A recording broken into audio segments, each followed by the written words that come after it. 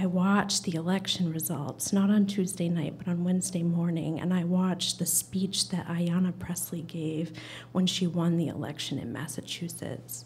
And she gave this speech where she said that as a woman of color, the ceiling was not made out of glass, it was made out of concrete. And she said, do you know what breaks concrete? A seismic shift. And that made me think about this science fiction novel that I just read by N.K. Jemisin called The Fifth Season, where this woman named Cyanite is an origin, and she can create earthquakes with her mind. She can shift the tectonic plates under the earth. And I just thought, like, this is actually the manifestation of that book, is this woman being elected into office. And I thought about the last, years, and I thought about myself, too, and I thought about the image of Ayanna Pressley and the image of Ilhan Omar and the image of, I don't remember her first name, but Cortez from New York City that won the election, and the woman from Kansas who's gay and Native American and won the election, and all of these women. And then I read this article that said, we flipped Congress and women did the flipping. And then I thought about that image of Christine Blasey Ford with her hand and her eyes closed. And I thought about the idea of seismic shifts. And if we put those images next to each other, like these great victories and these women doing these amazing things. And then I thought about the science fiction book again, and I thought about how Cyanite actually started as this little girl named Demaya, and she is found out by her parents to be an origin who has these incredible powers, and so they lock her in the barn, and they don't give her any blankets or any coat, and they have her relieve herself in the corner, and she thinks that she's going to die, and then this man shows up to save her, and he's called a guardian. And he takes her, and he's going to take her to this place to help her learn how to use her powers. And on the way there, he tells her that she has to obey him in order to be whole. And he proves that to her by breaking her hand. And she believes it. That's what freedom is defined as. And then she grows up, and it just, it starts to not make sense in her brain. So eventually, she frees herself.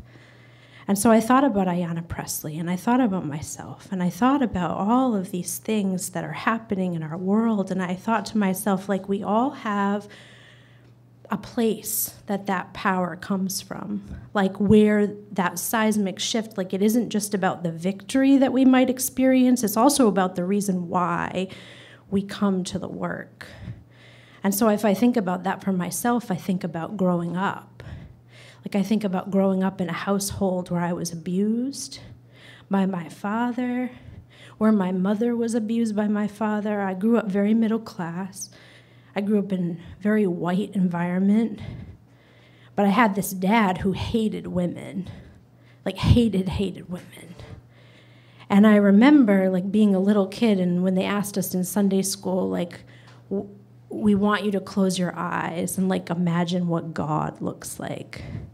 It was a man, and his face was obscured by clouds, but he was wearing a flannel shirt that looked uncannily like my dad's, and he had really big hands like my dad's, and he was my dad, And then I grew up, and I think I knew in my heart that the things that were happening in my house were not right.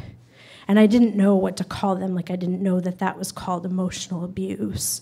Or when I heard my mom say, no, no, no, no, no, no, through the wall, that was called rape. And I didn't know that when she left him and he started taking it out on me, that that wasn't okay. And the conditional silence that I learned eventually became sort of this permission for other people to abuse me. And I spent a long time just thinking that it was my role to be very quiet and accommodating. I still have that. So I think of that image of Christine Blasey Ford, and I just I couldn't watch the news that whole week because like that's a part of me, like that's who I am. And I think about like the reason why we come to the work, like why we come to like community organizing. I'm not sure if that fits me, but like I am an educator. I think about why am I a person who like cannot seem to shut up and sit down, like ever. I think my colleagues get really frustrated at me for that, but it's just like I know what that feels like on my own level. So yeah, I don't know if that's a story or not. I also think about being a teacher.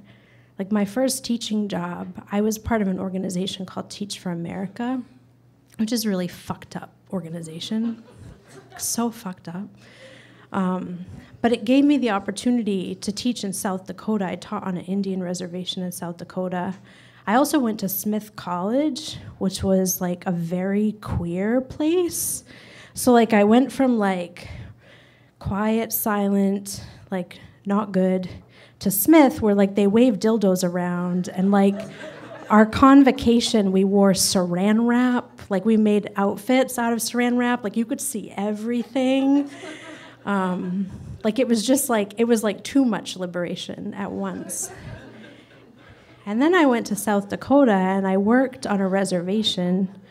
And there was like a presentation at our school about how Elton John had sex with animals and gay people are wrong. And I remember sitting in that presentation and like not saying anything. And I remember like watching administrators at my school abuse kids and not saying anything. You know, and I realized a lot of things at that job that like I didn't know happened in the world. Like the suicide rate in the Pine Ridge Indian Reservation for young people is 4 times the national average. I've had a young person die every single year by suicide since I left that position. Like I find out on Facebook. You know, so when I think about like standing up at work and saying Black Lives Matter at school, people of color matter, kids of color matter, like this isn't about your white feelings as a teacher. Like I'm talking about those kids, and I'm like honestly talking about myself too, because I think like the things you care about come from inside you too. Anyway, this is very rambly.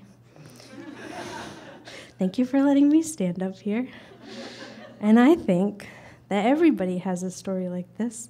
And I think about like that image of Ayanna Pressley, right? Like we're not all her, but like we can all follow her, and she's really amazing. There's a lot of really amazing people in the world, and that gives me hope and faith, and I'm excited to, yeah, so thank you.